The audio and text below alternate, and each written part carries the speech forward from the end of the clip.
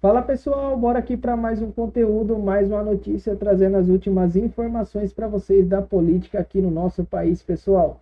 Pessoal, trazendo dessa vez Deltan, trazendo novidades em relação a uma briguinha entre Gilmar Mendes e Alexandre de Moraes. É isso aí, pessoal. STF está se espetando um ao outro. Antes de iniciar esse conteúdo, só peço que vocês se inscrevam no canal, deixe o seu like, ative o sininho das notificações. Não se esqueça também de comentar, compartilhar e também hypar esse conteúdo. Então, sem mais enrolação, bora pro vídeo. Pessoal, o Platô BR publicou duas reportagens que, lidas juntas, revelam o jogo que está acontecendo por trás dos panos no Supremo. E eu vou te mostrar e vou te explicar agora. A primeira coluna é sobre a reação do mundo político àquela entrevista que o Gilmar Mendes deu ontem no Jornal da Globo.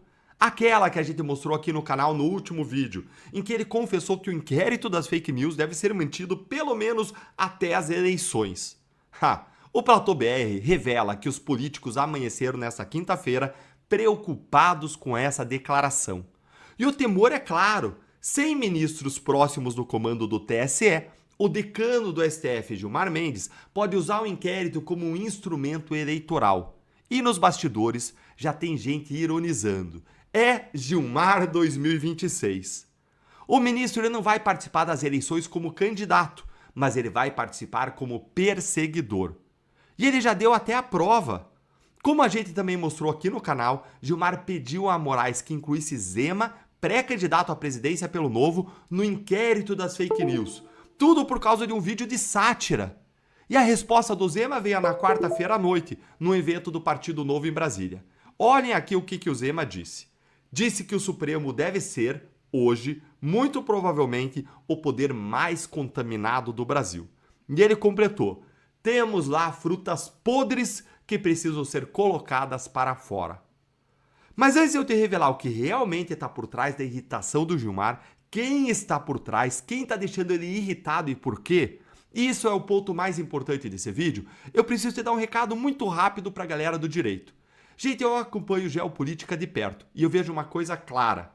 As nações que estão dominando inteligência artificial hoje estão construindo uma vantagem que as outras não vão conseguir alcançar. E o mesmo vale para a profissão. O advogado que estruturar o uso de IA agora, ele não vai ser apenas o mais produtivo, ele vai operar em outro nível. E quem ficar para trás vai gastar o dobro do tempo para entregar a metade do resultado. E a Law Academy, que é a patrocinadora aqui do canal, ela ensina exatamente isso: IA aplicada ao mercado jurídico, com método, segurança e casos reais. É um programa de code na tela, prometi. E presta atenção porque isso muda a forma como você entende tudo o que o Gilmar tem feito e para o seu celular, e o link na descrição. E agora voltando para o que eu prometi, e presta atenção porque isso muda a forma como você entende tudo o que o Gilmar tem feito nas últimas semanas. Olha isto aqui. A segunda reportagem do Platô BR revela, segundo fontes de dentro do próprio STF, o que tem deixado Gilmar Mendes irritado nos bastidores. Ou melhor, quem tem deixado Gilmar Mendes irritado? Gilmar Mendes tem demonstrado irritação nos bastidores, segundo fontes do Supremo. A avaliação de quem acompanha de perto a rotina da corte, hoje claramente dividida, é a de que o atual decano precisou assumir o papel de principal defensor da instituição em um momento de pressão de todos os lados. Antes, essa função de escudo do STF vinha sendo exercida por Alexandre de Moraes, agora fragilizado e mais exposto diante dos desdobramentos do caso Master. O Gilmar está irritado porque ele herdou o papel de escudo do STF que antes era exercido por quem? Alexandre de Moraes. Moraes era quem saía na frente para defender o tribunal. Era quem atacava primeiro, quem usava o inquérito como arma. Mas agora, Moraes está fragilizado e exposto demais. Tudo por conta dos desdobramentos do caso Master. O contrato de 130 milhões de reais com o escritório da dona Vivi, a advogada mais cara do mundo, a delação do Vorcaro se aproximando, e o Moraes não pode mais bancar o escudeiro sem que cada movimento dele pareça uma blindagem pessoal. E aí sobrou para quem? Para o Gilmar. O decano precisou assumir a linha de frente na defesa de uma instituição que está sendo atacada de todos os lados. CPI pedindo indiciamento, Zema detonando em rede nacional, pesquisas mostrando rejeição histórica do Supremo e a mídia criticando de uma forma como nunca fez a história. Gente, a mídia que passava pano, guardou o pano e pegou sabão. Agora ela passa sabão no Supremo. Mesmo entre quem já enxergou mérito no inquérito das fake news, notadamente no período em que a democracia foi mais atacada, muita gente hoje considera que ele, aos 7 anos de existência, já cumpriu sua função e virou só uma arma poderosa nas mãos do relator, ministro Alexandre. O senhor acaba de remeter uma notícia crime para esse inquérito, essa do Romeu Zema. Então eu pergunto, para que e para quem manter isso aberto, ministro? Eu tenho a impressão de que o inquérito continua necessário. E ele vai acabar quando terminar. É preciso que isso seja dito em alto e bom som. O tribunal tem sido vilipendiado. Veja, por exemplo, a coragem, eu diria a covardia, do relator da CPI do crime organizado de atacar a corte e pedir indiciamento de pessoas não cuidando de quem efetivamente cometeu crimes. Isso pode ser deixado assim? Acho que não. É preciso que haja resposta. Eu acho que foi um momento importante do Supremo ter aberto o inquérito e de mantê-lo pelo menos até as eleições. Acho que é relevante. Vocês viram? O Gilmar disse com todas as letras que o inquérito das fake news deve ser mantido pelo menos até as eleições. E ele completou dizendo que ele tem a impressão de que o inquérito continua necessário e que vai acabar quando terminar. O tribunal tem sido vilipendiado. Tem sido sim, Gilmar, mas por vocês, de dentro do tribunal, quando vocês se envolvem em atos como esses do Banco Master, esses contratos multimilionários, quando vocês brindam uns aos outros. E vejam, gente, que até a jornalista ela está completamente equivocada já na pergunta, porque ela defendeu o inquérito das fake news como uma ferramenta de defesa da democracia, quando não foi para isso que, na verdade, esse inquérito foi criado. Esse inquérito ele não foi criado para defender a democracia, mas sim para brindar os ministros do Supremo de uma apuração fiscal, de uma investigação da Receita, e sim para investigar procuradores da Lava Jato, inclusive eu mesmo. Como o próprio jornal o Globo noticiou no dia em que foi aberto o inquérito. Olhem isso aqui, ó. Notícia do jornal o Globo do dia da abertura do inquérito. Inquérito aberto por Toffoli vai investigar Deltan Dallagnol e auditores da Receita. Matéria da Carolina Brígido. Entre os alvos estão procuradores da Lava Jato.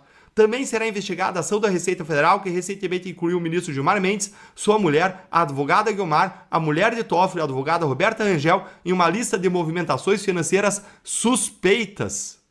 Isso é a grande verdade.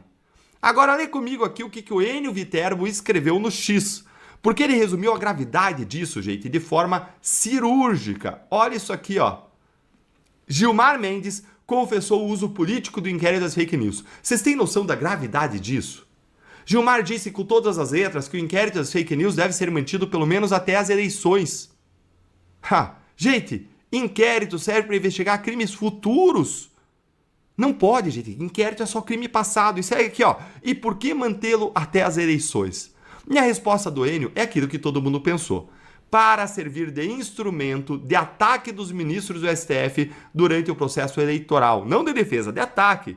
Ora, Gilmar já pediu a inclusão de um candidato à presidência nesse inquérito.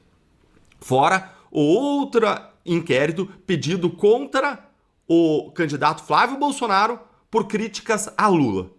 Gente, isso é verdade. Como a gente também mostrou aqui no canal, Gilmar pediu que Moraes incluísse o governador Zema, pré-candidato à presidência da República, no inquérito das fake news. Qual o crime do Zema? Ter compartilhado um vídeo de sátira sobre ministros do STF e a relação deles com o Banco Master do Daniel Vorcaro. Sátira! E por sátira, Gilmar quer um pré-candidato à presidência da República investigado no inquérito que ele mesmo acabou de confessar que é político. E aí o Enio arremata. Vejam como o Gilmar fica completamente fragilizado quando defende esse inquérito e as arbitrariedades do STF. No dia em que Gilmar Mendes encarar um jornalista com um mínimo de conhecimento técnico em direito e coragem para enfrentá-lo, ele vai ser desmontado em praça pública. É isso! Gilmar foi na Globo se defender e acabou confessando. O inquérito das fake news existe há 7 anos, sem previsão de encerramento, sem controle externo, concentrando poderes absolutos em Alexandre de Moraes. E agora, o Gilmar disse que precisa continuar pelo menos até as eleições. Não é investigação, é arma eleitoral. E ele disse isso com a própria boca, em rede nacional, para a jornalista mais assistida no horário nobre. A máscara não caiu, ele mesmo arrancou a máscara da sua face. E todos vemos a realidade nua e crua. É o retrato de Dorian Gray, que foi destruído, e aí o personagem se deteriorou diante de todos nós. E agora o que eu prometi pra vocês. Vejam comigo agora o Gilmar satirizando e desrespeitando o Zema e todo um povo. E aqui o Gilmar ele tá falando sobre aquele vídeo da sátira, aquele dos bonecos que o Zema publicou sobre o fato de que Gilmar brindou o Toffoli. Veja aqui agora comigo o Gilmar querendo dar um troco nessa história. Olha aqui, ó. Deixa eu diminuir aqui, adequar a tela para você ver. Vamos lá, ó. Eu acho que todos nós que atuamos na vida pública temos que ter responsabilidade e não podemos fazer esse tipo de brincadeira. Eu já tive a oportunidade de dizer que o governador Zema só governou Minas Gerais porque obteve liminares aqui no Supremo que o deixou sem pagar a dívida para com a União por 22 meses. E agora ele tenta sapatear, talvez aproveitando do momento eleitoral. Uma linguagem muito pouco própria, ele fala uma língua próxima do português, mas que é entendida como ofensiva, e isso precisa ser aferido. Gente, se o Zema satirizou o Gilmar, por que o Gilmar não poderia satirizar o Zema dizendo que o Zema não sabe falar português, como você viu aí? Tem uma diferença fundamental. O Zema satirizou o Gilmar em cima de uma questão moral e legal de interesse público, o envolvimento dos ministros com Master, a blindagem dos ministros. Já o Gilmar atacou o Zema por uma característica pessoal que é de um povo, o jeitinho mineiro de se falar, que não tem nada de interesse público nisso, pelo contrário, é uma ofensa gratuita, despropositada, que quebra o decoro e caracteriza mais um crime de responsabilidade ao quebrar o decoro de um ministro. Aliás, o próprio Gilmar Mendes, ele se contradisse, você reparou? Ele se contradisse quando ele pregou na própria entrevista dizendo: homens públicos têm que ter responsabilidade, não pode fazer esse tipo de brincadeira. E aí, ele mesmo tem essa postura e dá uma dessas. O Supremo, gente, é mesmo um poço de hipocrisia.